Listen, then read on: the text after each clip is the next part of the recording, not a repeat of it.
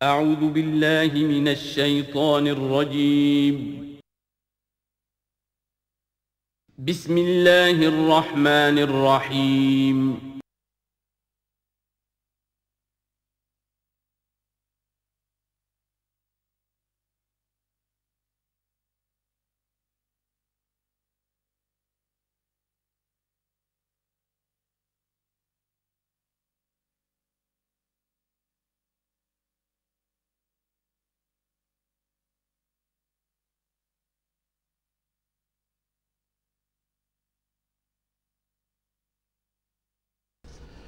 نحمده ونصلي على رسوله الكريم اما بعد فقد قال الله تبارك وتعالى كما ورد في سورة النجم اعوذ بالله من الشيطان الرجيم بسم الله الرحمن الرحيم وأن عليه النشأة الأخرى وأنه هو أغنى وأقنى وأنه هو رب الشعرى وَأَنَّهُ أَهْلَكَ عَادًا الْأُولَى وَثَمُودَ فَمَا أَبْقَى وَقَوْمَ نُوحٍ مِّن قَبْلُ إِنَّهُمْ كَانُوا هُمْ أَظْلَمَ وَأَطْغَىٰ وَالْمُؤْتَفِكَةَ أَهْوَىٰ فَغَشَّاهَا مَا غَشَّىٰ فَبِأَيِّ آلَاءِ رَبِّكَ تَتَمَارَىٰ صدق اللہ العظیم۔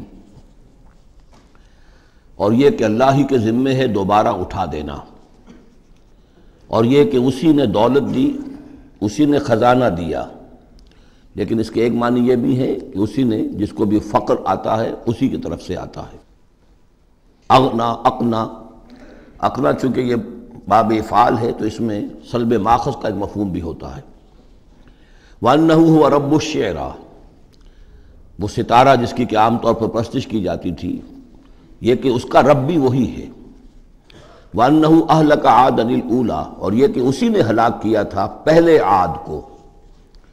عاد وہ قوم تھی جو احقاف میں آباد تھی، جن کی طرف کہ حضرت ہود علیہ السلام مبعوث ہوئے تھے، لیکن اس کے بعد پھر جو قوم سمود وجود میں آئی، چونکہ اسی قوم عاد میں سے جو اہل ایمان تھے اور حضرت ہود علیہ السلام انہوں نے وہاں سے ہجرت کی، اور پھر ان کی نسل سے یہ دوسری قوم جو سمود وجود میں آئی، تو اسے عاد ثانیہ بھی کہا جاتا ہے کہ پہلے عاد وہ تھے، دوسرے یہ عاد ہیں۔ سمود کو بھی عاد ثانیہ کہا جاتا ہے چونکہ یہ انہی کی نسل تھی۔ تو انہو اہلک عاد الاولیٰ، اسی نے ہلاک کیا تھا پہلے عاد کو۔ وثمود فابقیٰ، اور عاد ثانیہ یعنی سمود کو بھی تو پھر کسی کو باقی نہ چھوڑا۔ وقوم نوح من قبل، اور ہلاک کیا تھا اس نے نوح کی قوم کو اس سے پہلے۔ انہم کانوا ہم اظلم واطغیٰ، یقیناً وہ تو ان سے بھی بڑھ کر ظالم اور ان سے بھی بڑھ کر سرکش تھے۔ والمؤتفکۃ اہویٰ، اور وہ بستی کہ جسے اس نے پلٹ دیا تھا، الٹی ہوئی بستی کو اس نے پٹخ دیا، اس سے مراد ہے سدوم اور عمورہ کی بستیاں۔ فغشاها ما غشا، اور پھر اس کو ڈھانپ لیا جس چیز نے کہ ڈھانپ لیا۔ جب اس کے اوپر ایک دفعہ تو وہ زلزلہ آیا اور تلپٹ کر دیا، اور پھر اس پر کنکروں کی بارش ہوئی تھی۔ فغشاها ما غشا، تو وہ کنکروں کی بارش نے پھر ان کو ڈھانپ دیا۔ فبأي آلاء ربك تتمارى، تو تم اپنے رب کی کون کون سی قدرتوں کے بارے میں تم اسے جھٹلاؤ گے یا ان کے بارے میں شک کرو گے۔ ھذا نذیر من النذر الاولیٰ، ھذا یہ یعنی محمد صلی اللہ علیہ وسلم یہ بھی ایک خبردار کرنے والے ہیں، جیسے کہ اور بہت سے خبردار کرنے والے پہلے آ چکے ہیں۔ من النذر الاولیٰ، پہلے کے، نذیر کی جمع نذر۔ ازفت الازفہ، آ چکی ہے قریب وہ آنے والی۔ لیس لہا من دون اللہ کاشفہ، اور نہیں ہے کوئی اس کو کھول دینے والا اللہ کے سوا۔ اس کے یہ بھی معنی ہے کہ جیسے کشتی کا لنگر کہیں ہو تو لنگر کھول کر، لنگر اٹھا کے پھر کشتی کو روانہ کیا جاتا ہے، تو ایسے ہی وہ قیامت ابھی لنگر انداز ہے، لیکن اس کو روانہ کرنا، اسے چلانا اللہ ہی کا کام ہے جب وہ چاہے گا۔ اور یہ بھی ہے کہ اس کا علم جو ہے کہ کھول کر دکھا دیا جائے کہ وہ کب آئے گی، یہ بھی صرف اللہ کے پاس ہے، اس کے سوا کوئی نہیں ہے کہ جو بتا سکے کب آئے گی۔ افمن ھذا الحدیث تعجبون، تو کیا تم کو اس بات سے تعجب ہو رہا ہے؟ ھذا الحدیث، اس قرآن ہی کے بارے میں کہا جا رہا ہے۔ وتضحکون ولا تبکون، اور تم ہنستے ہو اور روتے نہیں ہو۔ وانتم صامدون، اب تم خوش فیلیاں کر رہے ہو، خوش گپیوں میں لگے ہوئے ہو۔ فاسجدوا للہ وعبدوا، بس سجدہ کرو اللہ کے لیے اور اسی کی بندگی کرو، اسی کی پرستش کرو۔ اس سورہ مبارکہ میں جو زور خطابت ہے، جیسا کہ میں نے پہلے عرض کیا کہ ہم لوگ اس کا صحیح اندازہ نہیں کر سکتے۔ یہ جو عربوں کا ایک ذوق تھا، بڑے بڑے خطیب ان کے ہاں ہوتے تھے۔ خود حضور نے فرمایا ہے کہ ان من الشعر لحکمۃ وان من البیان لسحرا، بہت سے شعر ایسے ہوتے ہیں کہ جو حکمت پر مبنی ہوتے ہیں، حکمت کے خزانے، اور بہت سے بیان، بہت سے خطبے، بہت سی تقاریر ایسی ہوتی ہیں کہ جن میں جادو کا اثر ہوتا ہے۔ تو اس خطبے کے اندر جو خطابت کا جوش ہے، جیسا کہ میں نے عرض کیا، اب ظاہر بات ہے کہ وہ عرب اور خاص طور پر جو کہ پوری فصاحت اور بلاغت سے واقف ہوں وہ سمجھتے ہیں۔ لہذا اس کے بارے میں جو رائے آتی ہے وہ یہ ہے کہ آپ نے جس مجمع میں کھڑے ہو کر یہ سورت سنائی تو پورا کا پورا مجمع جو ہے دب بخود رہا، اور وہ ساکت و صامت ہو کر اس کو سنتے رہے۔ وہ کافر بھی تھے، اہل ایمان بھی تھے، بڑے بڑے دشمن بھی تھے حضور کے، لیکن یہ کہ اس کا ایسا زور تھا، اتنا اثر تھا، اتنی تاثیر تھی کہ دم بخود رہے۔ اور آخر میں جب حضور نے یہ آیت پڑھی تو سب کے سب سجدے میں گر گئے۔ البتہ بعد میں پھر انہوں نے بات بنا لی ایک، اور وہ واقعہ ہے تلقا غرانیق العلا کا۔ جب ان سے کہا گیا تم بھی سجدے میں گر پڑے محمد صلی اللہ علیہ وسلم کا یہ کلام سن کر یا قرآن ان کی زبان سے سن کر، تو انہوں نے کہا کہ ہم نے تو سنا تھا کہ اسی میں انہوں نے یہ بھی فرمایا تھا جہاں ذکر آیا ہے افرأیتم اللات والعزی ومناۃ الثالثۃ الاخری، تو وہاں محمد نے یہ بھی کہا تھا تلک الغرانیق العلا وان شفاعتہن لترتجی، یہ بڑی اونچی دیویاں ہیں، بڑی اونچے مقام والی دیویاں ہیں یہ لات اور منات اور عزیٰ، اور یہ کہ ان کی شفاعت کی توقع ہے، شفاعت کریں گے۔ تو ہم نے چونکہ یہ آیت بھی سنی تھی، یہ بھی سنا تھا ان کے زمان سے، لہذا ہم نے سمجھا کہ بس اب جھگڑا ختم ہو گیا، اور محمد نے بھی ہماری دیویوں کو کسی درجے میں مان لیا، جھگڑا تو یہی تھا، لہذا ہم بھی ان کے ساتھ سجدے میں گر گئے۔ لیکن یہ گویا کہ ان کی سخن سازی تھی، یا یہ کہ بعض علماء کی یہ تعویل ہے کہ ہو سکتا ہے کسی شیطان نے جب کہ حضور پڑھ رہے تھے تو یہ الفاظ پڑھ دیے ہوں آواز ملا کر اور انہوں نے سنے ہوں، واللہ عالم۔ لیکن میرے نزدیک یہ اصل میں اس صورت کی تاثیر تھی، اس کی اتنی ہیبت تھی اس میں کہ اس کے نتیجے میں جب آخر میں یہ حکم آیا سجدہ کرو اللہ کو اور بندگی کرو اسی کی، تو وہ سب کے سب گویا کہ بے اختیار جسے ہم کہتے ہیں فَأُلْقِيَ السَّحَرَةُ سَاجِدِينَ، جیسے القیہ کا لفظ آیا ہے کہ وہ جادوگر جو تھے حضرت موسیٰ علیہ السلام کا جو مقابلہ کرنے آئے تھے، فعل مجہول ہے، گرا دیے گئے جادوگر سجدے میں، جیسے کسی نے ان کو پکڑ کر اور الٹا کر دیا اور سجدے میں گرا دیا، یعنی بے اختیار کرنا انسان کا۔ تو ایسا ہی معاملہ اس سورت کے سننے پر بھی ہوا ہے، واللہ عالم۔ سورۃ القمر، بسم اللہ الرحمن الرحیم، اقتربت الساعۃ وانشق القمر۔ قیامت قریب آ چکی ہے، اور جیسا کہ میں عرض کر چکا ہوں کہ قیامت کی نشانیوں میں سے سب سے قطعی اور یقینی نشانی حضور کی بعثت ہے۔ انما بعثت انا والساعۃ کہاتین، میں اور قیامت ایسے ہیں، میرے ساتھ جڑی ہوئی قیامت آ رہی ہے، اب کوئی فصل نہیں ہے زیادہ۔ اور آپ کو معلوم ہے اللہ کا ایک دن 1000 برس کا ہے، تو ابھی تو 1.5 دن بھی نہیں ہوا نبی اکرم صلی اللہ علیہ وسلم کے انتقال کو، اللہ کے حساب سے 1.5 دن نہیں ہوا۔ بہرحال قیامت قریب آ چکی ہے، اس سے آگے چل کر ہم دیکھیں گے ایک صورت میں یہ آیت بھی آئی ہے انہم یرونہ بعیدا ونراہ قریبا، یہ اسے دیکھ رہے ہیں بہت دور اور ہمیں وہ سامنے نظر آ رہی ہے۔ ہمارے علم میں ہے کہ وہ تو قیامت جو ہے وہ کھڑے ہوئے اسرافیل اور سور کو منہ پہ انہوں نے لگا رکھا ہے، بس ذرا سا اشارہ ہمارا ہے کہ اس کے بعد وہ سور میں پھونک مار دیں گے۔ اقتربت الساعۃ وانشق القمر، اور ہو گیا، 2 ٹکڑوں میں منقسم ہو گیا۔ یہ ایک خرق عادت بات، میں اسے معجزہ نہیں کہہ رہا، اس لیے کہ میں نے معجزے کی جو بات ہے وہ پہلے بیان کی ہے۔ ہر رسول کا معجزہ وہ ہوتا ہے کہ جو دعوے کے ساتھ پیش کیا جائے، اور پھر خاص طور پر جب کہ مطالبہ کیا جا رہا ہو۔ اس قسم کا کوئی معجزہ محمد الرسول اللہ صلی اللہ علیہ وسلم کا سوائے قرآن کے نہیں، خرق عادت بے شمار ہے۔ اولیاء اللہ کی کرامات ہوتی ہیں تو محمد الرسول اللہ صلی اللہ علیہ وسلم کی کرامات جو ہیں وہ تو 1000 گنا ہوں گی۔ اسی قسم کا ایک واقعہ یہ ہے کہ آپ منی میں تشریف فرما تھے اور بھی لوگ تھے، ان میں سے کسی نے کہا کہ کوئی نشانی ہو، آپ نے کہا آسمان کی طرف دیکھو، انگلی کی اور وہ چاند سب نے دیکھا کہ دو ٹکڑے ہو کر ذرا سا ہٹ کر ایک دوسرے سے دور ہو کر پھر آ کر جڑ گئے، وانشق القمر۔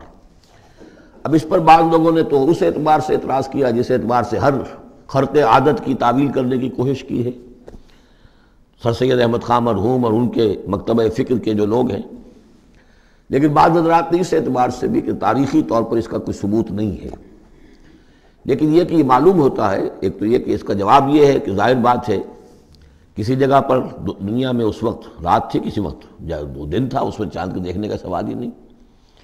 پھر یہ کہ جہاں چاند ہوتا ہے اس میں بھی سب لوگ ٹکٹکی باندھے ہوئے چاند کو تو نہیں دیکھ رہے ہوتے کہ آسمان میں کیا ہوا، اور چاند کا دو ٹکڑے ہو کر ذرا سا ہٹنا اس سے کیا فرق واقع ہوا ہوگا، روشنی اس کی جو کہ تو زمین پر رہی جو بھی تھی، تو کسی نے جو ہے خام خواہ پلٹ کر دیکھا ہو۔ لیکن یہ کہ مالابار کے ساحل پر کوئی راجا تھا ہندو، اس نے یہ دیکھا تھا، اتفاق کی بات ہے کہ وہ اس وقت دیکھ رہا تھا آسمان کی طرف، اور وہ حیران ہوا، اس نے دیکھا کہ چاند پھٹا، دو ٹکڑے ہوئے اور وہ ذرا فاصلے پر گئے، پھر جڑ گئے آ کر۔ بعد میں اسے جب اسلام کی یہ دعوت پہنچی اور یہ آیت بھی پہنچی تو اس نے اس کی گواہی دی کہ میں اس کا چشمدید گواہ ہوں، پھر وہ اسلام لایا۔ واللہ اعلم۔ اقتربت الساعة وانشق القمر وإن يروا آية يعرضوا ويقولوا سحر مستمر، اور اگر وہ دیکھیں کوئی آیت، کوئی نشانی، تب بھی اعراض کریں گے اور کہیں گے کہ یہ تو جادو ہے جو چلا آ رہا ہے پہلے سے۔ وَكَذَّبُوا وَاتَّبَعُوا أَهْوَاءَهُمْ، اور انہوں نے تکذیب کی، جھٹلایا اور اپنی خواہشات کی پیروی کی۔ وَكُلُّ أَمْرٍ مُسْتَقِرٌ، اور ہر معاملہ جو ہے اللہ کا امر کا وہ ایک وقت معینہ کے لیے قرار پا چکا ہے۔ ہر کام کے لیے اللہ تعالیٰ کی اسکیم میں ایک وقت ہے، اس سے پہلے وہ کام نہیں ہوگا، لیکن یہ کہ انسان کا کام یہ کہ اپنا فرض ادا کرتا رہے۔ وہ کام کب ہونا یہ اللہ کا کام ہے، اللہ کے ذمہ ہے۔ ہمیں اقامت دین کی جد و جہد کرنی ہے، اس لیے کہ ہمارا وہ فرض عین ہے، ہمیں تو وہ جد و جہد کرنی ہے، ہماری نجات کا دار و مدار اس پر ہے۔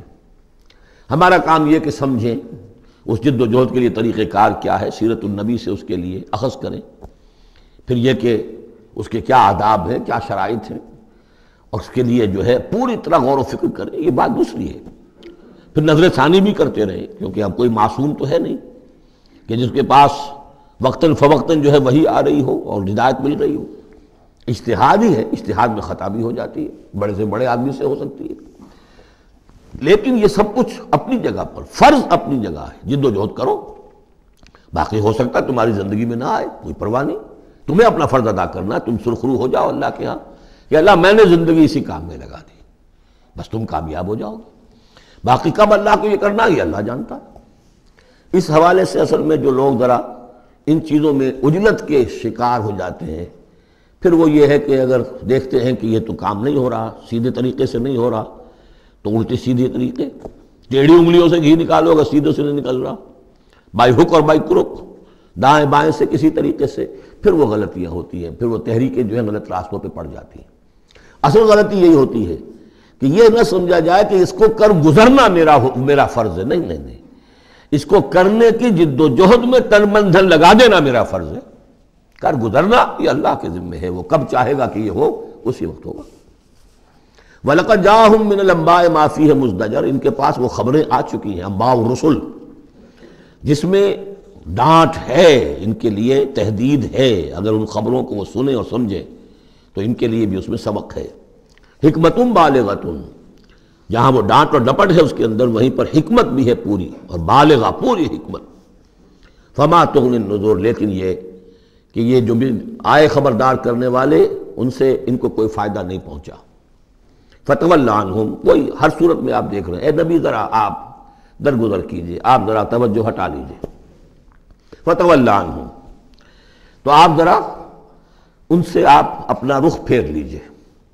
یوم یدعو الداعی الی شیء نکر، جب وہ دن آئے گا جس دن کہ ایک پکارنے والا پکارے گا ایک بڑی ناگوار چیز کی طرف، جب سور پھونکا جائے گا اور یہ نکلیں گے اپنے قبروں سے۔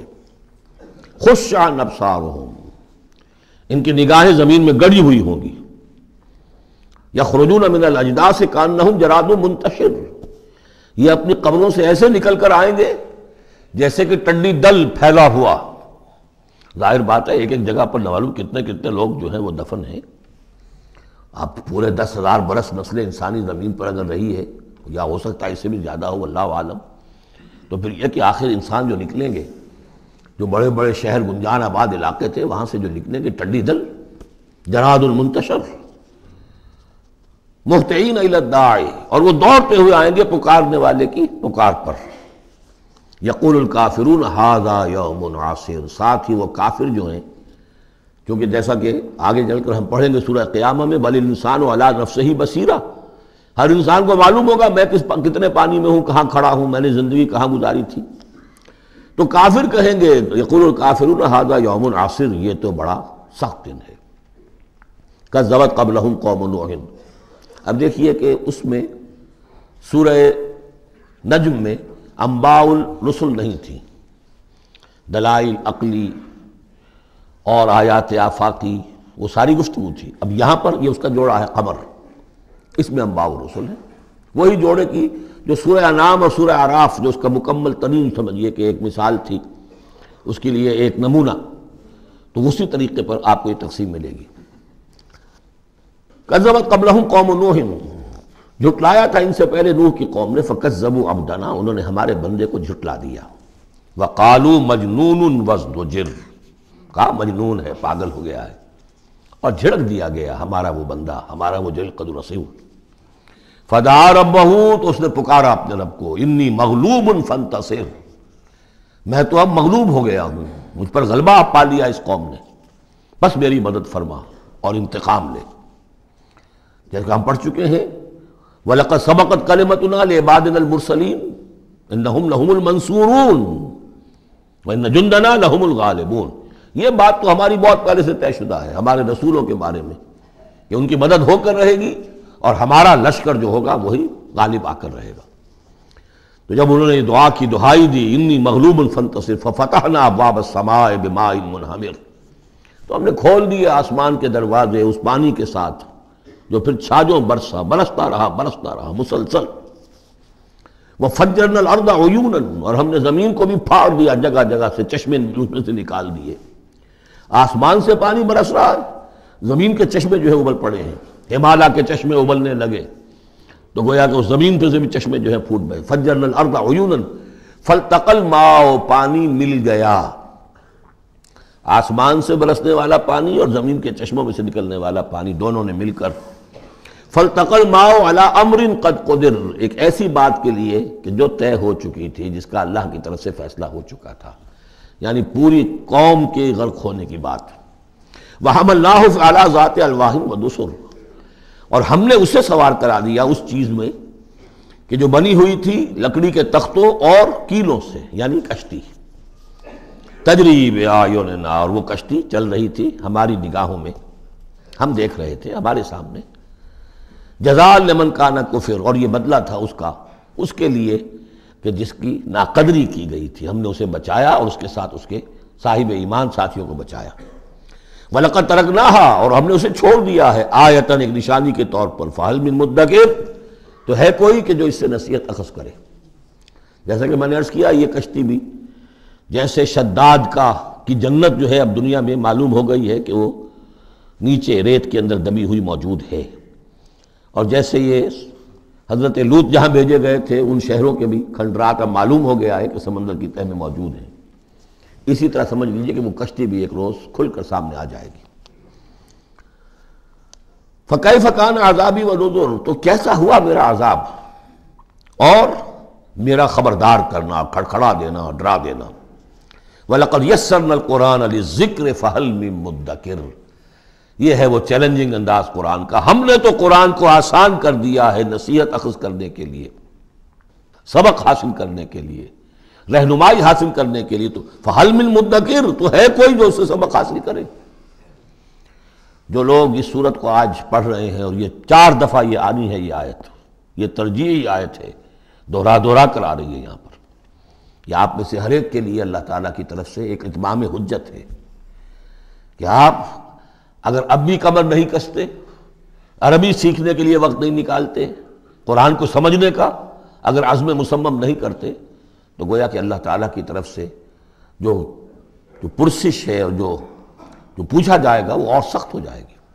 اور کسی کو تو بتایا نہیں گیا، لوگوں کو معلوم نہیں، لوگوں کو تو صرف ثواب بتائے گئے. ليلۃ القدر میں ایک نفل پڑھو گے اتنے ہزار نفلوں کا ثواب ہو جائے گا. وہ بیچارے نفل پڑھتے جا رہے ہیں، انہیں کیا پتہ قرآن میں کیا ہے، قرآن نے کیا کہا ہے.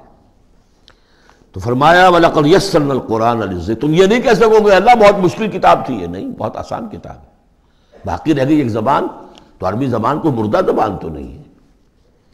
عبرانی زبان کو یہودیوں نے زندہ کر دیا، مر چکی تھی بالکل. سنسکرت کو ہندوؤں نے زندہ کر دیا جو مر چکی تھی بالکل. لیکن یہ عربی زبان یہ تو بڑی زندہ زبان ہے. کتنا بڑا علاقہ ہے دنیا میں کہ جس کے بولنے والے یہ ہیں.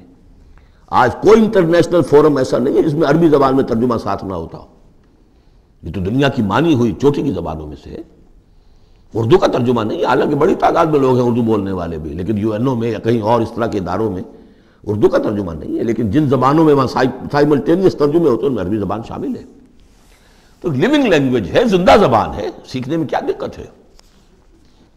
وَلَقَدْ يَسَّرْنَا الْقُرْآنَ لِلذِّكْرِ فَهَلْ مِن مُدَّكِرٍ كَذَّبَتْ عَادٌ فَكَيْفَ كَانَ عَذَابِي وَنُذُرِ. جھٹلایا تھا قوم عاد نے بھی، تو کیسا رہا میرا عذاب اور میرا خبردار کرنا. اِنَّا أَرْسَلْنَا عَلَيْهِمْ رِيحًا صَرْصَرًا. ہم نے ان پر مسلط کر دی، بھیج دی ان پر ایک تند ہوا. فی یوم نحس مستمر، ایک نحوست والے دن میں، اور پھر وہ ہوا چلتی چلی گئی. تنزع الناس، وہ اکھاڑتی تھی لوگوں کو. جیسے آپ کسی درخت کے تنے کو اکھاڑتے ہیں تو اس طرح وہ ہوا لوگوں کو اکھاڑتی تھی. کأنہم اعجاز نخل منقعر، گویا کہ وہ تنے ہیں یا جڑیں ہیں کھجور کی اکھڑی ہوئی یا کھوکھلی. تو اس طریقے سے وہ، اور چونکہ بڑے طویل القامت لوگ تھے تو وہ پھر جب گرے ہیں مر کر پٹک کر، جب کہ ہوا نے ان کو پٹکا ہے اور مرے ہیں، تو جو پڑے ہوئے تو معلوم ہوتا تھا کہ کھجوروں کے تنے پڑے ہوئے. فَكَيْفَ كَانَ عَذَابِي وَنُذُرِ. تو کیسا رہا میرا عذاب اور میرا خبردار کرنا.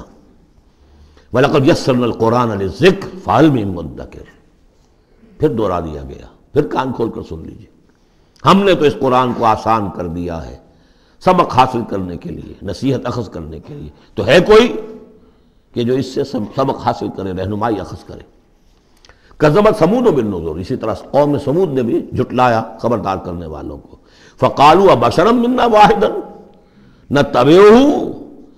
کیا ہمارے اندر ہی سے ایک شخص، ہم اس کی پیروی کریں، اس کی پیروی کریں گے ہم. یہ کون ہے؟ صالح، ہمارا ایک فرد ہے، ہماری قوم کا ہے. بشرا منا واحدا، ہمارا ہی ایک بشر، ہم ہی میں سے. نتبعہ، ہم اس کے پیچھے چلیں گے، اس کا کہنا مانیں گے، اس کی پیروی کریں گے، اس کی اطاعت کریں گے. انا اذا لفی ضلال وسعور. پھر تو ہم گویا کہ اپنے ہاتھوں اپنے آپ کو ڈال دیں گے گمراہی کے اندر بھی اور آگ کے اندر بھی. شعیر کی جمع ہے یہ سعور. یعنی یہ ہمیں خبر دے رہا ہے کہ آخرت میں اگر تم نے مجھے نہ مانا تو جہنم میں جھونکے جاؤ گے. ان کو مان کر ان کے پیچھے چلے تو گویا کہ ہم نے آپ کو اپنے آپ کو یہی جہنم میں جھونک دیا. القی الذکر علیہ من بیننا. کیا ذکر انہی پر القاء کیا گیا ہمارے مابین؟ کوئی اور نہیں ملا تھا بڑا چودھری ہمارا؟ بل ہوا کذاب نشر. نہیں، یہ جھوٹا ہے اور شیخی خورا ہے، خام خواہ جو ہے بڑائی مار رہا ہے کہ مجھ پر وہی آئی ہے. سیعلمون غدا من الکذاب الاشر. بتا دیا گیا کہ کل ہی تمہیں معلوم ہو جائے گا، عنقریب معلوم ہو جائے گا کون جھوٹا ہے، کون شیخی خورا ہے، صالح یا تم. انا مرسل الناقۃ فتنۃ لہم.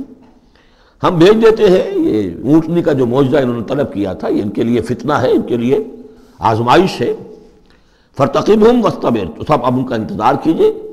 اے صالح، ان سے گفتگو ہو رہی، واصطبر، اور ذرا صبر کیجئے، چند دن کی مہلت. وَنَبِّئْهُمْ أَنَّ الْمَاءَ قِسْمَةٌ بَيْنَهُمْ. انہیں خبردار کر دیجئے، بتا دیجئے انہیں کہ پانی جو ہے ان کے مابین اب تقسیم ہو جائے گا. یعنی ایک دن وہ اللہ کی اونٹنی ناقۃ اللہ جو اللہ نے پیدا کی خاص طور پر معجزانہ طریقے پر، وہ پانی پیے گی، اور دوسرے دن ان کے تمام جو مال مویشی ہے وہ آ کر پانی پیئیں گے. ہوتا یہ تھا کہ جب وہ آتی تھی تو اس کی ہیبت سے تمام جانور بھاگ جاتے تھے. تو پھر معاملہ ہوا کیا کیا جائے.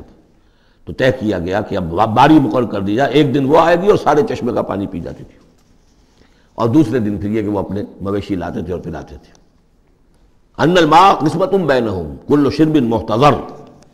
ہر باری پر پہنچا جائے گا.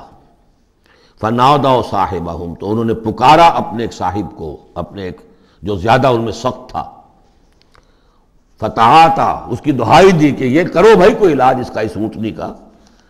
فتعاطا، پھر اس نے ہاتھ چلایا، فعقر، اور اونٹنی کو قتل کر دیا، اس کے کونچے کاٹ دی۔ فکیف کان عذابی ونذر، پھر کیسا رہا ہمارا عذاب اور ہمارا کھڑکھڑانا اور خبردار کر دینا۔ انا ارسلنا علیہم صیحۃ واحدۃ، ہم نے ان پر بس ایک چنگھاڑ بھیجی، فکانوا کحشیم المحتضر، تو پھر وہ ایسے ہو گئے جیسے کہ باڑ لگانے والا جب کانٹوں سے باڑ لگا لیتا ہے اپنے کھیت کے گرد، اور اگر کوئی بڑا سا غلہ جو ہے وہ جانوروں کا اس کو رونتا ہوا چلا جاتا ہے تو وہ بالکل چورا چورا ہو کر پڑی ہوتی ہے، ایسے چورا ہو کر پڑے رہ گئے۔ وَلَقَدْ يَسَّرْنَا الْقُرْآنَ لِلذِّكْرِ فَهَلْ مِن مُدَّكِرٍ، پھر سوچو، پھر غور کرو۔ کذبت قوم لوط بالنذر، لوط کی قوم نے بھی خبردار کرنے والوں کو جھٹلایا۔ انا ارسلنا علیہم حاصبا الا آل لوط، ہم نے بھیج دیا ان پر ایک ایسی تیز دار آندھی جو پتھر لے کر آئی تھی، سوائے آل لوط کے، لوط کے گھر والوں کے۔ نجیناہم بسحر، ان کو ہم نے نجات دے دی صبح کے وقت، نعمت من عندنا، وہ نعمت تھی، انعام تھا ہمارے پاس سے۔ کذالک نجزی من شکر، اسی طرح ہم بدلہ دیتے ہیں اس کو کہ جو شکر کرتا ہے ہمارا۔ وَلَقَدْ أَنذَرَهُمْ بَطْشَتَنَا فَتَمَارَوْا بِالنُّذُرِ، اور اس نے یعنی حضرت لوط نے انہیں خبردار کر دیا تھا ہماری پکڑ سے کہ پکڑ آئے گی اگر باز نہیں آتے ہو، لیکن انہوں نے شک کیا ان تمام چیزوں کو کہ جن کے بارے میں انہیں خبردار کیا گیا تھا۔ وَلَقَدْ رَاوَدُوهُ عَنْ ضَيْفِهِ، اور وہ تو چاہتے تھے کسی طریقے سے حاصل کر لیں ان کے مہمان کو، یعنی وہ جو خوبصورت لڑکوں کی شکل میں فرشتے آئے تھے مہمان۔ فَطَمَسْنَا أَعْيُنَهُمْ، ہم نے ان کی آنکھوں کو مٹا دیا۔ بائبل میں یہ آتا ہے کہ ایک فرشتے نے ذرا اپنا ہاتھ اس طرح پھیلایا اور جتنے وہ لوگ تھے پورا کا پورا سب کی آنکھیں اندھی ہو گئی، نگاہیں ختم ہو گئی۔ اب دیکھیے قرآن نے بھی وہی بات کہی ہے، فَطَمَسْنَا أَعْيُنَهُمْ، ان کی آنکھوں کو ہم نے مٹا دیا۔ فَذُوقُوا عَذَابِي وَنُذُرِ، تو چکھو اب میرے عذاب کو اور میرے خبردار کرنے کے نتیجے کو۔ وَلَقَدْ صَبَّحَهُمْ بُكْرَةً عَذَابٌ مُسْتَقِرٌ، اور ان پر صبح ہی صبح آ کر چھاپا مارا اس عذاب نے، صبح صبح سویرے، کہ جو طے ہو چکا تھا۔ فَذُوقُوا عَذَابِي وَنُذُرِ، تو چکھو مزہ میرے عذاب کا اور میرے خبردار کرنے کا۔ وَلَقَدْ يَسَّرْنَا الْقُرْآنَ لِلذِّكْرِ فَهَلْ مِن مُدَّكِرٍ، چوتھی مرتبہ پھر۔ وَلَقَدْ جَاءَ آلَ فِرْعَوْنَ النُّذُرُ، اسی طریقے سے آل فرعون کے پاس، فرعون کی قوم کے پاس بھی آئے ڈرانے والے، خبردار کرنے والے۔ کذبوا بآیاتنا کلھا، انہوں نے ہماری ساری آیتوں کو جھٹلا دیا۔ 9 آیتیں، 9 آیات بینات، یہ سورہ بنی اسرائیل کے آخری رکوع میں آ چکا ہے۔ وَلَقَدْ آتَيْنَا مُوسَىٰ 9 آیات بینات، 2 آیتیں، 2 نشانیاں، 2 معجزے تو ابتداء لے کر گئے، یعنی عصا کا سانپ بن جانا اور ہاتھ کا چمکدار ہونا سفید۔ اس کے بعد جو ہے مختلف قسم کے جو ان پر عذاب آئے ہیں وہ 7 اور نشانیاں ہیں جو اللہ نے دکھائیں۔ کذبوا بآیاتنا کلھا، انہوں نے ہماری ساری آیات کو جھٹلا دیا۔ فأخذناہم اخذ عزیز مقتدر، پھر ہم نے انہیں پکڑا، اور پکڑ بھی کیسی، ایک زبردست اور مقتدر پکڑنے والے کی پکڑ۔ وہ پکڑ جو ہے کوئی ایسی کمزور پکڑ نہیں تھی جس سے کوئی نکل بھاگے، جس سے کہیں بچنے کا کوئی امکان ہو۔ عزیز مقتدر، جیسے کوئی زبردست قدرت رکھنے والا جیسے پکڑتا ہے ایسے پکڑا۔ اب یہاں یہ ساری گفتگو کر کے اب روئے سخن ہے حضور صلی اللہ علیہ وسلم اور جو کفار مکہ ہیں۔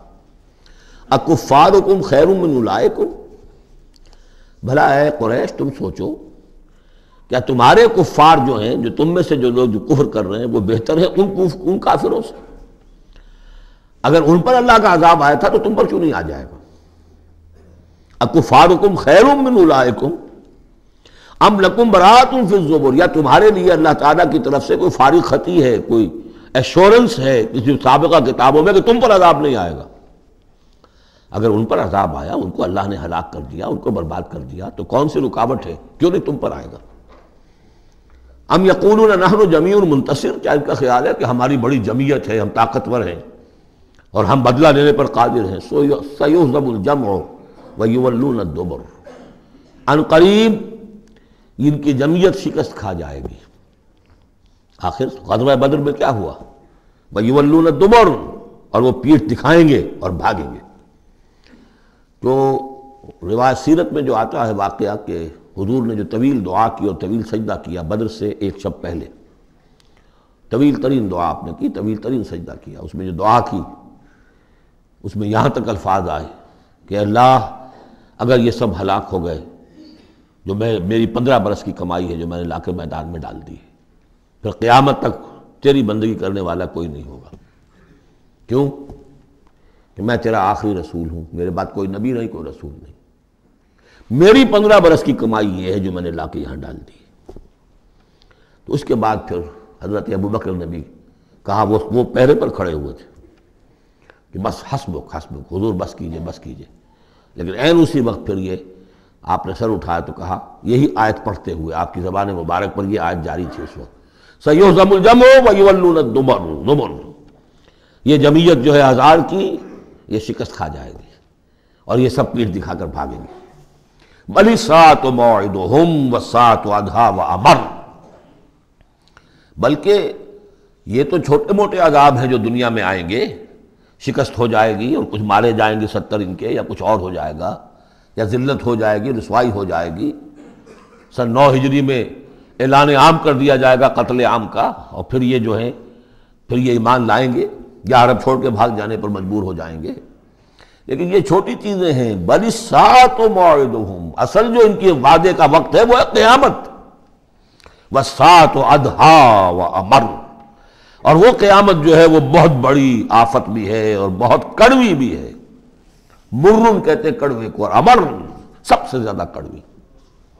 ان المجرمین فی ضلال وسعور، یقیناً یہ مجرم جو ہے یہ بھٹکے ہوئے بھی ہے اور یہ آگ کے مختلف طبقات کے اندر ہوں گے۔ یوم یسحبون فی النار علی وجوہہم، جس دن کے یہ گھسیٹے جائیں گے آگ میں ان کے چہروں کے بل، ذوقوا مس سقر، کہا جائے گا ذرا اس آگ کے مس ہونے کا مزہ چکھو۔ انا کل شیء خلقناہ بقدر، یقیناً تمام چیزیں جو ہم نے پیدا کی ہیں ایک اندازے کے مطابق پیدا کی ہیں۔ وما امرنا الا واحدۃ کلمح بالبصر، اور ہمارا جو امر ہے اس کی شان تو یہ ہے کہ بس جیسے نگاہ کا لپک جانا، وہی بات کن فیکون، ہمارے امر کا معاملہ تو یہ ہے۔ وَلَقَدْ أَهْلَكْنَا أَشْيَاعَكُمْ فَهَلْ مِن مُدَّكِرٍ، اور دیکھو اے قریش، ہم نے تمہاری اس جزیرہ نما عرب میں بسنے والی بہت سی قوموں کو ہلاک کیا، فَهَلْ مِن مُدَّكِرٍ، تو کوئی ہے اس سے سبق حاصل کرنے والا۔ یعنی ایک قرآن ہے جو تمہارے لیے تذکر کا سورس ہے، ایک وہ تاریخ ہے، آیات تاریخیہ، ایام اللہ، ان سے تم سبق حاصل کر سکتے ہو، ایک آیات آفاقی و انفسی ہیں، ان سے سبق حاصل کر سکتے ہو۔ وَكُلُّ شَيْءٍ فَعَلُوهُ فِي الزُّبُرِ، اور وہ تمام کام جو یہ کر رہے ہیں یہ صحیفوں میں لکھے جا رہے ہیں، ریکارڈ ہو رہے ہیں۔ وَكُلُّ صَغِيرٍ وَكَبِيرٍ مُسْتَطَرٌ، اور ہر چھوٹی چیز بھی بڑی چیز بھی لکھی جا رہی ہے۔ یہی بات ہم نے وہاں پڑھی تھی سورہ کہف میں، وَوُضِعَ الْكِتَابُ فَتَرَى الْمُجْرِمِينَ مُشْفِقِينَ مِمَّا فِيهِ وَيَقُولُونَ يَا وَيْلَتَنَا مَا لِهَذَا الْكِتَابِ لَا يُغَادِرُ صَغِيرَةً وَلَا كَبِيرَةً إِلَّا أَحْصَاهَا وَوَجَدُوا مَا عَمِلُوا حَاضِرًا، اس وقت وہ کافر چیخ اٹھیں گے کہ یہ کیسی کتاب ہے، کیسا اعمال نامہ ہے، کیسا ریکارڈ ہے کہ اس نے کسی چھوٹی سی چھوٹی مائنیوٹس ڈیٹیلز کو بھی کمٹ نہیں کیا ہے، بڑی چیزیں بھی ہیں چھوٹی بھی ہیں۔ تو یہاں بھی فرمایا کل صغیر و کبیر مستطر، ان المتقین فی جنات و نہر، یقیناً ہمارے خدا ترس بندے، ڈرنے والے بندے، آخرت کے خیال سے لرزاں و ترساں رہنے والے بندے، ہمارے احکام کی پابندی کرنے والے بندے، دنیا کی زندگی میں پھونک پھونک کر قدم رکھنے والے بندے، وہ ہوں گے باغات میں اور نہروں میں، چشموں میں۔ فی مقعد صدق عند ملیک مقتدر، ان کا بہت اعلیٰ رتبہ ہوگا۔ قدم صدق، یہ سورہ یونس میں بھی آ چکا ہے، قدم صدق عند ربہم، عند ملیک، اس بادشاہ کے مقرب ہو جائیں گے، قریب ہوں گے، مقتدر، شہنشاہ ارض و سما جو مقتدر ہے اس کے مقربین میں ان کا شمار ہوگا۔ اللہم ربنا اجعلنا منہم، اللہم ربنا اجعلنا منہم، اللہم ربنا اجعلنا منہم، آمین یا رب العالمین۔ سورۃ الرحمن اور سورۃ الواقعہ یہ آخری جوڑا ہے۔ میں نے عرض کیا تھا شروع میں کہ یہ 7 صورتیں جو ہیں ان میں سے سورہ قاف منفرد ہے، سورہ زاریات، سورہ طور جوڑا ہے، سورۃ النجم، سورۃ القمر جوڑا ہے، سورۃ الرحمن، سورۃ الواقعہ یہ جوڑا ہے۔ یہ جوڑا بڑا عجیب ہے۔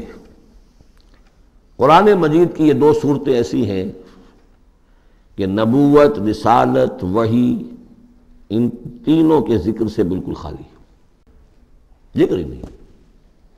ہر صورت کا اپنا ایک مزاج ہے، اپنی ایک خاص شان ہے اس میں۔ اور دوسرے یہ کہ سورہ رحمان جو ہے یہ واحد صورت ہے پورے قرآن میں جس میں مسلسل خطاب جنوں اور انسانوں سے متواتر ہو رہا ہے، پیرلل۔ ویسے تو یہ کہ یہ بات میں عرض کر چکا ہوں کہ جنوں میں کوئی نبی نہیں، ان میں روح نہیں ہے، روح آدم میں پھونکی گئی تھی، اور چونکہ ریسیپینٹ آف وحی از روح، تو ان کے ہاں وحی نہیں ہے، لہذا وہ بھی جو انسانوں میں رسول آئے ہیں انہی کی ہدایت کے پیرو رہے۔ ان میں سے جو اچھے لوگ ہیں، جو نیک لوگ ہیں، وہ ایمان لائے، جس کی ایک مثال ہمارے سامنے آ بھی چکی ہے۔ وہ جنات تھے، حضرت موسیٰ پر ایمان رکھنے والے تھے، تورات کے ماننے والے تھے، اور ان کا گزر ہوا، قرآن انہوں نے سنا، وہ ایمان لے آئے، اور پھر جا کر وہ اپنی قوم میں تبلیغ شروع کر دی۔ تو گویا کہ قرآن مجید میں جب یا ایھا الناس کہا جاتا ہے تو اگرچہ انسان مراد ہیں، لیکن یہ کہ انہی کے تابع خطاب جو ہے وہ جنات سے بھی ہے، لیکن اس صورت میں اس کو کھول دیا گیا۔ باقی یہ اسی پر قیاس کرتے ہوئے پورے قرآن کو سمجھیے کہ اس پورے قرآن کے مخاطب انسان بھی ہیں، جنات بھی ہیں، لیکن یہاں صرف یہ کہ اس کو ایک ایک قدم کے اوپر تثنیہ کا صیغہ، فَبِأَيِّ آلَاءِ رَبِّكُمَا تُكَذِّبَانِ فَبِأَيِّ آلَاءِ رَبِّكُمَا تُكَذِّبَانِ یا معشر الجن والانس، اے انسانوں اور اے جنات کی جماعتوں، جو کھل کر جو ہے صراحت کے ساتھ جو ہے انسانوں کے ساتھ جنات کا ذکر اور ان سے خطاب، وہ صرف اس ایک صورت میں پورے قرآن مجید میں۔ ایک اور بات یہ ہے کہ اس میں 2 جنتوں کا تذکرہ ہے، اور سورہ واقعہ میں بھی ایسا ہی ہے۔ ان دونوں میں ترتیب عجیب ہے مضامین کے اعتبار سے، جس کو کہ آپ مرر امیج کہتے ہیں۔ آج کل مکان بہت سے بنتے ہیں ایسے کہ بالکل مرر امیج ہوتے ہیں کہ یوں لا کے ملا دیے تو ایک جیسے ہوں گے۔ ڈرائنگ روم جڑے ہوئے ہیں، پھر کوئی بیڈ روم ہے وہ ادھر ہے، پھر ادھر آخر میں پورچ ہے، وہی نقشہ ادھر ہے وہی نقشہ ادھر ہے، تو گویا کہ ہے مرر امیج۔ تو ان دونوں صورتوں میں مضامین جو ہے مرر امیج کے ساتھ ہے۔ سورہ رحمان میں قرآن مجید کی عظمت کا بیان اور اس کا جو حق ہے جو انسانوں کو ادا کرنا چاہیے اس کو مضمر کیا، اور عظمت قرآن کا بیان کیا۔ یہ شروع ہو رہی ہے صورت اس سے۔ سورہ واقعہ میں وہ آخر میں آئے گا قرآن کی عظمت کا بیان، اور جو لوگ کہ اس کا حق ادا نہیں کرتے ان کا انجام۔ پھر اس میں اس کے بعد جو ہے پہلے ذکر ہے اہل جہنم کا، اور اس کے بعد ہے 2 طرح کی جنتوں کا، 2 درجے ہیں اہل جنت کے، لیکن وہاں کیا ہے؟ پہلے تذکرہ ہے دو کامیاب گروہوں کا، اور پھر آخر میں تذکرہ ہے جہنمیوں کا۔ اس اعتبار سے اس میں مضامین کی بڑی گہری مناسبت بھی ہے، اور ایک مرر امیج کی ترتیب سے یہ عکسی ترتیب ان کے مضامین میں ہے۔ سورۃ الرحمن، بسم اللہ الرحمن الرحیم۔ نوٹ کر لیجئے یہ ترجیحی جو آیت ہے اس میں 31 مرتبہ آئی ہے آیت۔ کل آیات 78 ہیں، جن میں سے 31 جو ہیں وہ تو در حقیقت فَبِأَيِّ آلَاءِ رَبِّكُمَا تُكَذِّبَانِ اس کی تکرار ہے۔ یہ اسلوب قرآن مجید میں یا تو سورہ شعراء میں آ چکا ہے، 8 بار وہ الفاظ آئے تھے، اِنَّ فِي ذَلِكَ لَآیَةً وَمَا كَانَ أَكْثَرُهُم مُؤْمِنِينَ وَإِنَّ رَبَّكَ لَهُوَ الْعَزِيزُ الرَّحِيمُ، 8 مرتبہ۔ یا یہ القمر میں ہم 4 دفعہ پڑھ چکے ہیں، فَكَيْفَ كَانَ عَذَابِي وَنُذُرِ وَلَقَدْ يَسَّرْنَا الْقُرْآنَ لِلذِّكْرِ فَهَلْ مِن مُدَّكِرٍ۔ اور یہاں سورۃ الرحمن میں 31 بار آئے گا فَبِأَيِّ آلَاءِ رَبِّكُمَا تُكَذِّبَانِ۔ بسم اللہ الرحمن الرحیم۔ الرحمن علم القرآن خلق الانسان علمہ البیان۔ رحمان، اور یہ اللہ کا وہ نام ہے جو رحمت کے مادے سے، لیکن خاص شان اس کی یہ ہے کہ جس میں ایک طوفانی کیفیت ہے اللہ کی رحمت، ٹھاٹھے مارتے ہوئے سمندر کی طرح۔ غضبان ہم پڑھ چکے ہیں 2 دفعہ، نہایت غضبناک حضرت موسیٰ کے لیے لفظ آیا غضبان آصفہ. تو عرب کہے گا اگر بھوک سے مر رہا ہے انا جوعان، پیاس سے مر رہا ہے انا عطشان، تو رحمان کے وزن پر بہت مبالغہ ہوتا ہے، اور اس میں ایک شان ہوتی ہے جیسے کہ طوفانی شان، طوفان وہ بھی اسی میں ہے. الرحمن وہ ہستی کہ جس کی رحمت ٹھاٹھے مارتے سمندر کے مانند ہے. علم القرآن، اس نے قرآن سکھایا ہے. یعنی یہ کہ قرآن مجید کی عظمت کا تصور کرو، یہ اللہ کی رحمانیت کا مظہر عتم ہے، اس کی رحمت کی سب سے بڑی شان، اس کا مظہر عتم جو ہے وہ قرآن ہے. دوسری بات یہ، اللہ کے ناموں میں چوٹی کا نام رحمان ہے، بہت پسندیدہ. رحمت کی تو ضرورت ہر شخص کو ہے. حضور نے فرمایا میں بھی مستغنی نہیں. آپ نے ایک موقع پہ فرمایا کہ کوشش جنت میں صرف اپنے اعمال کی بنیاد پر نہیں جائے گا جب تک کہ رحمت خداوندی دستگیری نہ کرے. اور حضرت عائشہ سے ہے یہ روایت. حضرت عائشہ نے پوچھ لیا، ظاہر بات ہے میاں بیوی کے درمیان ایک بے تکلفی بھی ہوتی ہے، کہ کیا حضور آپ بھی؟ آپ نے فرمایا ہاں میں بھی. الا ان یتغمدنی ربی برحمتہ، میں بھی جنت میں نہیں جا سکوں گا مگر اس صورت میں کہ میرا رب مجھے اپنی رحمت سے ڈھانپ لے. تو رحمان چوٹی کا نام ہے اللہ کے ناموں میں سے. اور جو علم اللہ نے دیا ہے انسان کو، اس میں چوٹی کا علم قرآن ہے. ایک علم وہ ہے ریویلڈ نالج جس کی چوٹی یہ ہے، ایک علم ہے ایکوائرڈ نالج، رفتہ رفتہ انسان جا رہا ہے. لیکن سب سے اونچا علم، سب سے بڑا علم خلق الانسان، اسی نے انسان کو بنایا، اور اس کی کریشن کا کلائمیکس انسان ہے. تخلیق کی معراج انسان ہے. خلقتہ بیدی، اپنے دونوں ہاتھوں سے بنایا ہے، جس میں عالم امر اور عالم خلق جمع ہو گئے. اس سے آگے علمہ البیان، جو صلاحیتیں انسان کو دی ہیں ان میں چوٹی کی صلاحیت جو ہے بیان ہے. انسان کو کہا گیا حیوان ناطق، نطق، قوت بیان. اور یہ بات ہمیں معلوم ہے کہ یہ جو انسان کا جو برین ہے، ظاہر بات ہے گوریلاز میں بھی ہے، چمپینزیز میں بھی ہے، اور بھی حیوانات کے اندر بھی ہے، گھوڑے کا بھی برین ہے. لیکن یہ برین جیسے جیسے رفتہ رفتہ لوئر اینیمل سے اوپر آپ آ کر دیکھتے ہیں، ہائیسٹ انسان کے اندر آ کر اس کا جو گرے میٹر ہے، وہ جو ہائیسٹ ایوالوڈ فارم ہے، اس میں مختلف ایریاز ہیں. یہ ویژن کا ایریا ہے، آنکھ سے جو انفارمیشن جا رہی ہے وہ پھر ڈسائفر ہوتی ہے گرے میٹر کے اس پچھلے حصے کے اندر. ہیئرنگ ایریا ہے. لیکن سب سے بڑا رقبہ جو ہے وہ ہے سپیچ سینٹر،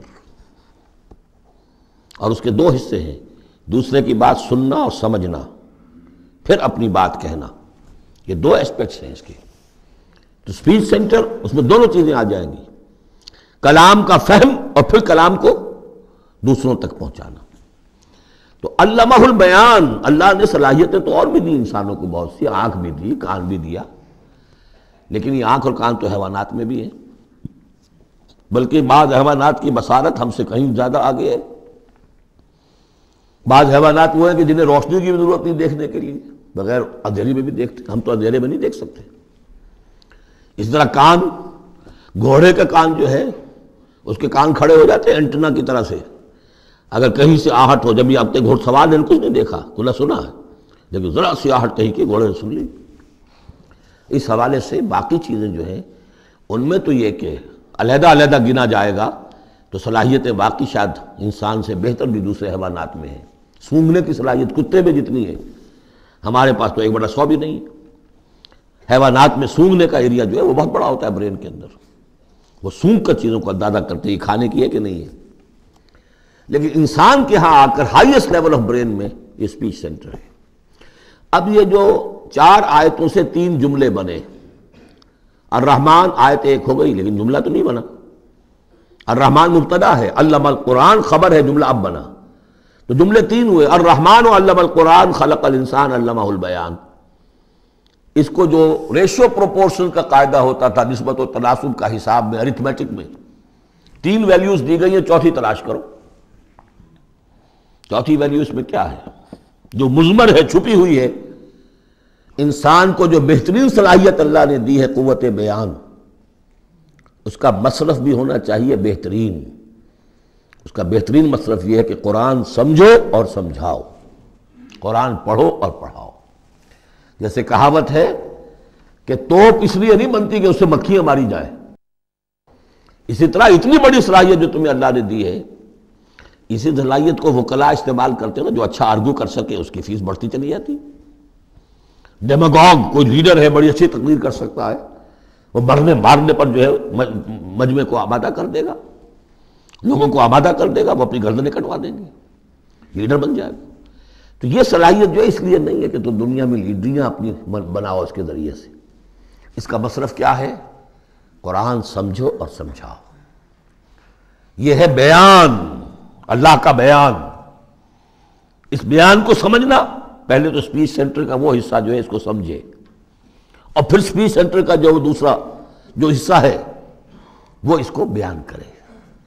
چنانچہ اس کو کھول کر بیان کر دیا محمد رسول اللہ صلی اللہ علیہ وسلم نے۔ حدیث ہے آپ کی جس کے راوی ہیں عثمان ابن عفان۔ دیکھیے نام کے اندر بھی وہ قافیہ مل رہا ہے، الرحمن علم القرآن خلق الانسان علمہ البیان عن عثمان ابن عفان۔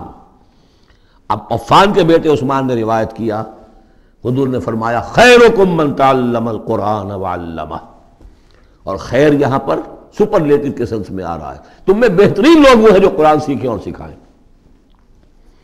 اب سورہ قمر کے فوراً بعد یہ وَلَقَدْ يَسَّرْنَا الْقُرْآنَ لِلذِّكْرِ فَهَلْ مِن مُدَّكِرٍ الرحمن علم القرآن خلق الانسان علمہ البیان الشمس والقمر بحسبان۔ یہ سورج اور چاند سب ایک حساب کے ساتھ ہیں، ان کی گردش حساب کے ساتھ ہے، اسی حساب سے دن بن رہے ہیں، راتیں بن رہی ہیں، ہفتے اور سال اور مہینے بن رہے ہیں۔ والنجم والشجر یسجدان، نجم جو ہے تو ستارے، سورج اور چاند کے مناسبت سے تو اس کے لیے ستارے کی مفہوم ہے، لیکن نجم جو عربی زبان میں جھاڑیوں کو بھی کہتے ہیں جو زمین میں ہوتی ہیں، کیونکہ یہ ستارے بھی زمین میں اتنے نظر آتے ہیں جیسے کہ جھاڑیاں ہوں۔ والنجم والشجر یسجدان، شجر کے حوالے سے اگر ترجمہ کرتے ہیں تو وہ جھاڑیاں، یہ بھی سجدہ کرتے ہیں، اللہ کے سامنے سربسجود ہوتے ہیں، ان کے سائے، جیسا کہ کئی دفعہ آ چکا ہے۔ والسماء رفعها ووضع المیزان، اور آسمان کو اس نے بلند کیا اور اس میں رکھے ترازو۔ یہاں اس سے مراد وہ ترازو نہیں ہے جو کہ تولتی ہے دنیا کے اندر، اس میں بیلنس ہے، کاسمک بیلنس۔ آسمان اور زمین کے اندر، آسمان میں جتنے اجرام سماویہ ہیں، ان کو جو چیز تھامے ہوئے ہے، قائم رکھے ہوئے ہے، وہ ایک بیلنس ہے۔ جو کشش ثقل ہے، ان کی مختلف، یہ سب ایک دوسرے کو کھینچ رہے ہیں، اور ادھر ادھر سے دونوں طرف سے جو کھینچ ہے وہ ہر کرے کو اپنی جگہ پر رکھے ہوئے ہیں۔ یہ بیلنس جب ذرا سا گڑبڑ ہوگا اور یہ کرے آپس میں ٹکرا جائیں گے، فاصلے ہی کہیں تو ہوتا ہے conversely proportional to the distance, لہذا جو گریویٹیشنل فورس ہے، اگر ایک طرف سے ذرا فاصلہ کم ہو گیا اس کا مطلب دوسری طرف بڑھ گیا، تلپٹ ہو جائے گا۔ تو یہ کاسمک بیلنس ہے۔ وَالسَّمَاءَ رَفَعَهَا وَوَضَعَ الْمِيزَانَ أَلَّا تَطْغَوْا فِي الْمِيزَانِ، دیکھو اس میزان میں، اس توازن میں، یہ جو بیلنس ہے یہاں کا، اس میں کوئی کمی بیشی نہ کرو، بد زیادتی کرو۔ وَأَقِيمُوا الْوَزْنَ بِالْقِسْطِ وَلَا تُخْسِرُوا الْمِيزَانَ، اور قائم رکھو وزن کو قسط کے ساتھ، عدل کے ساتھ، اور اس کے اندر کہیں کوئی کمی نہ کرو، نہ تطغوا نہ تخسروا، نہ کمی نہ زیادتی۔ کہیں فاصلہ بڑھ جائے گا تب بھی خرابی، کہیں فاصلہ کم ہو جائے گا تب بھی خرابی۔ وَالْأَرْضَ وَضَعَهَا لِلْأَنَامِ، الفاظ کی مناسبت سے بعض لوگوں نے سمجھا کہ ترازو ہی مراد ہے، تو ٹھیک ہے، اس میں کوئی حرج نہیں ہے اگر مراد لی جائے، لیکن ترتیب دیکھیے جس طرح یہ آ رہا ہے، الشمس والقمر بحسبان۔ اب اس کے حوالے سے یہ گویا کہ کاسموس کی بات ہو رہی ہے، اس کاسموس کی بات کے بعد نیچے اتر کے وَالْأَرْضَ وَضَعَهَا لِلْأَنَامِ، تدریجاً نیچے آ رہے ہیں، اور زمین کو ہم نے بنا دیا، رکھ دیا لوگوں کے لیے، پست کر دیا، ان کے قدموں میں بچھا دیا اپنی مخلوقات کے لیے، اور مخلوقات میں انسان بھی ہیں، جنات بھی ہیں۔ فیہا فاکہۃ، اس میں میوے ہیں، والنخل، اور کھجوریں ہیں، ذات الاکمام، جن پر کے غلاف چڑھے ہوتے ہیں، والحب ذو العصف، اور اناج ہے جس کے ساتھ بھس بھی ہوتا ہے، والریحان، اس کے دو ترجمے ہیں، ایک تو یہ کہ اور خوشبودار پھول بھی ہیں، یا یہ کہ اور دوسری غذائیں بھی ہیں۔ فَبِأَيِّ آلَاءِ رَبِّكُمَا تُكَذِّبَانِ، عام طور پر جو ترجمہ ہے اس میں اعلیٰ کا ترجمہ کیا گیا ہے نعمتیں، لیکن اصل میں یہاں نعمت قدرت ان دونوں کو جمع کیجیے. کہیں وہ نعمت کا تذکرہ ہے، کہیں اللہ کی قدرت کا ذکر ہے، اس کی قدرت کی نشانیاں ہیں. فَبِأَيِّ آلَاءِ رَبِّكُمَا تُكَذِّبَانِ، تو تم اپنے رب کی کون کون سی نعمتوں اور قدرتوں کا انکار کرو گے. تکذبان صیغہ ہے تثنیہ کا، دونوں سے خطاب ہو رہا ہے، انسانوں سے اور جنوں سے، اور یہ بات آگے چل کر واضح ہو جائے گی. خلق الانسان من صلصال کالفخار، ہم نے بنایا انسان کو اس صلصال سے، اس سوکھی ہوئی خشک مٹی سے، وہ گارا سنا ہوا گورا، صلصال من حمإ مسنون، اور جب وہ اتنا سوکھ گیا کہ کھنکنے لگا، کالفخار جیسے ٹھیکرا ہوتا ہے اس سے بنایا. وَخَلَقَ الْجَانَّ مِن مَارِجٍ مِّن نَار، اور جنات کو ہم نے بنایا آگ کی لپٹ سے، جس کو کہ ہم اس سے پہلے پڑھ چکے ہیں سورہ ہجر میں، نار السموم، لو جیسی ہوتی ہے جس کے اندر کی آگ ہوتی ہے. تو ایسے ہی وہ جو فلیم ہوتا ہے، شعلہ، اس کا ایک حصہ تو ہے جو نظر آتا ہے اور ایک حصہ وہ جو نظر نہیں آتا. وہ جو اوپر کا حصہ ہے وہ ہے جہاں سب سے زیادہ ہیٹ ٹیمپریچر ہائیسٹ وہاں ہوتا ہے، وہ ہے مارج من نار. فَبِأَيِّ آلَاءِ رَبِّكُمَا تُكَذِّبَانِ، رب المشرقین و رب المغربین، وہ رب ہے مشرقوں کا بھی، دونوں مشرقوں کا اور دونوں مغربوں کا. یہ تسنیہ کی جو مناسبت سے یہاں پر مشرقین و مغربین کا، کہیں مشارق والمغارب ہے، رب المشارق والمغارب، کہیں مشرق و مغرب ہے، اور یہ سب ٹھیک ہے. مشرق و مغرب واحد کی حیثیت سے بھی درست ہے. اور مشرقین اور مغربین، اس وقت کا جو مشرق ہے جہاں سورج نکل رہا ہے، اس کے مقابلے میں مغرب ہے جہاں وہ ڈوبے گا. لیکن وہی مغرب وہ مشرق ہے دوسرے، ہمارا جو پیچھے جو حصہ ہے گلوب کا اس کا مشرق ہے، اور جو ہمارا مشرق ہے وہ اس کا مغرب ہے. تو دو مشرق دو مغرب. پھر یہ کہ ہر نقطہ جو ہے زمین پر وہ مشرق بھی ہے مغرب بھی ہے. کسی نہ کسی وقت وہاں پر سورج جو ہے طلوع ہو رہا ہے، کبھی وہاں پر غروب ہو رہا ہے. تو مشارق والمغارب. لیکن یہاں پر تسنیہ کی مناسبت سے رب المشرقین و رب المغربین، دونوں مشرقوں کا رب مالک اور دونوں مغربوں کا. فَبِأَيِّ آلَاءِ رَبِّكُمَا تُكَذِّبَانِ، مرج البحرین یلتقیان، اس نے چلا دیے دو دریا جو آپس میں ملے ہوئے بھی ہیں، بینہما برزخ لا یبغیان، لیکن ان کے مابین ایک ایسا پردہ حائل ہے کہ وہ ایک دوسرے میں گھستے نہیں ہیں، داخل نہیں ہوتے، اپنی حد کے اندر رہتے ہیں. یہ ہیں گرم روئیں چلتی ہیں ٹھنڈے پانی کے سمندر میں، یا جیسے کہ کابل پر نظر آتا ہے دو دریا چل رہے ہیں، دریائے سندھ کا پانی علیحدہ نظر آ رہا ہے اور دریائے کابل کا علیحدہ نظر آ رہا ہے، اور یہ اٹک پر نظر آتا ہے، اور کافی دور تک پھر یہ علیحدہ علیحدہ چلتے نظر آتے ہیں. فَبِأَيِّ آلَاءِ رَبِّكُمَا تُكَذِّبَانِ يَخْرُجُ مِنْهُمَا اللُّؤْلُؤُ وَالْمَرْجَانُ، اور ان دونوں سے نکلتے ہیں موتی بھی اور مونگے بھی. فَبِأَيِّ آلَاءِ رَبِّكُمَا تُكَذِّبَانِ وَلَهُ الْجَوَارِ الْمُنْشَآتُ فِي الْبَحْرِ كَالْأَعْلَامِ، اور اس کے لیے ہی ہے، اللہ ہی کی ملکیت ہے وہ پہاڑ جیسے جہاز، جوار المنشآت، پھر جو اونچے کھڑے رہتے ہیں اور سمندر میں ایسے ہوتے ہیں جیسے پہاڑ. پچھلے زمانے میں بھی تو اگرچہ بادبانی ہوتے تھے، لیکن جب بادبان کھل جاتے تھے تو بڑی اونچی جو ہے بادبان ہوتے تھے ان کے، پہاڑ کی طرح پہاڑیاں چھوٹی چھوٹی. اور آج جو کچھ چلتے ہیں بڑے بڑے جہاز، ان کو جو دیکھیں تو واقعی تو وہ پہاڑ ہوتے ہیں سمندر میں. فَبِأَيِّ آلَاءِ رَبِّكُمَا تُكَذِّبَانِ كُلُّ مَنْ عَلَيْهَا فَانٍ. اب یہ جو یہاں آئی ہیں اب تک آیات، اللہ کی صنائی، اللہ کی قدرت نوٹ کریں گے جب ہم سورہ واقعہ پڑھیں گے. پہلے آیا ذکر قرآن، اس کی عظمت، اور اس کا جو ایک مضمر ہے چیز کہ انسان کو اس قرآن کی عظمت اور فضیلت کو سمجھ کر، اگر اللہ نے وہ جو شعر علامہ اقبال کا، اگر یک قطرہ خون داری اگر مشتے پرے داری، بیا با من تو آ موزم طریق شاہ بازی را، اگر تمہارے جسم میں کوئی قطرہ خون ہے اور کوئی مٹھی بھر پر بھی تمہیں دے رکھے ہیں، اے چڑیا اے بیا، آؤ کہ میں تمہیں شاہ بازی کے طریقے سکھاؤں. اسی طریقے سے اگر تمہیں بولنے کی صلاحیت دی ہے اللہ نے، تو اس کا مصرف کیا ہے؟ خیرکم من تعلم القرآن وعلمہ. سمجھنے کی صلاحیت دی ہے، قرآن سمجھو. بیان کرنے کی صلاحیت دی ہے، بیان کرو قرآن کو. پھر یہ کہ اللہ تعالیٰ کی تخلیقی قوت، اس کا تذکرہ ہوا۔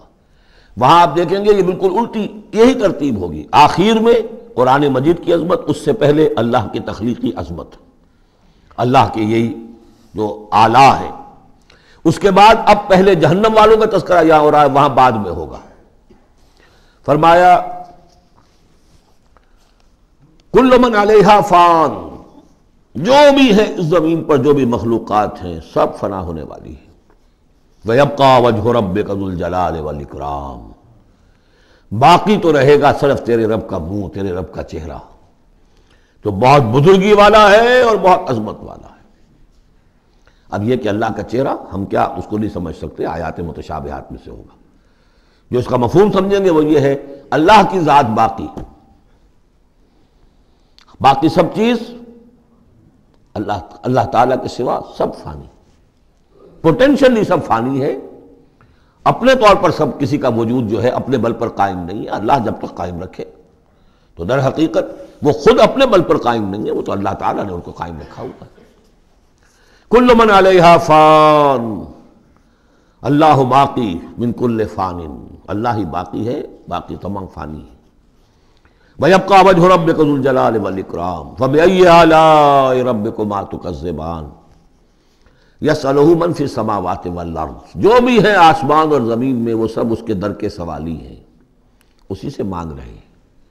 وجود بھی ملا ہے اسی سے، حیات کسی کے پاس ہے دی ہوئی ہے اسی کی، کوئی صلاحیت ہے تو دی ہوئی ہے اسی کی، کوئی ذہانت ہے تو دی ہوئی ہے اسی کی، روز کا رزق جو آ رہا ہے اسی کا عطا کردہ، ہر ایک سائل ہے۔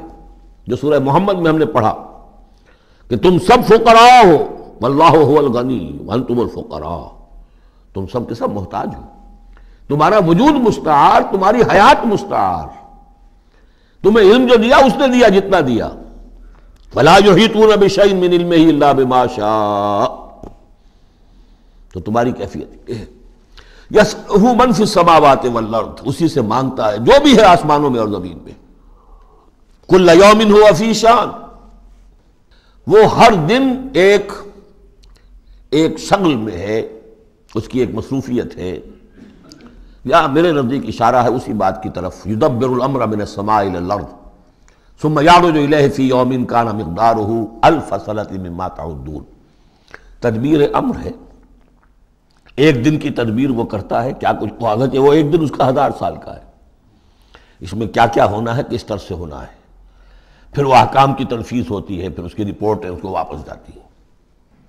تو کل یوم ہوا فی شان، وہ کوئی ایک یوں سمجھیے کہ کوئی اسٹیٹک کوئی حقیقت نہیں ہے، خود اس کی مصروفیات، کل یوم ہوا فی شان، نئی شان کے ساتھ اس کا ظہور ہوتا ہے۔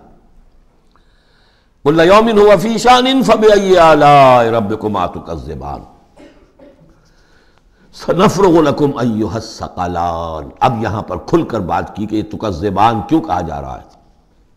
ہم جلد ہی فارغ ہو جائیں گے تمہارے لیے، اے دو بھاری قافلوں، اے انسانوں کا قافلہ اور اے جنات کے قافلے۔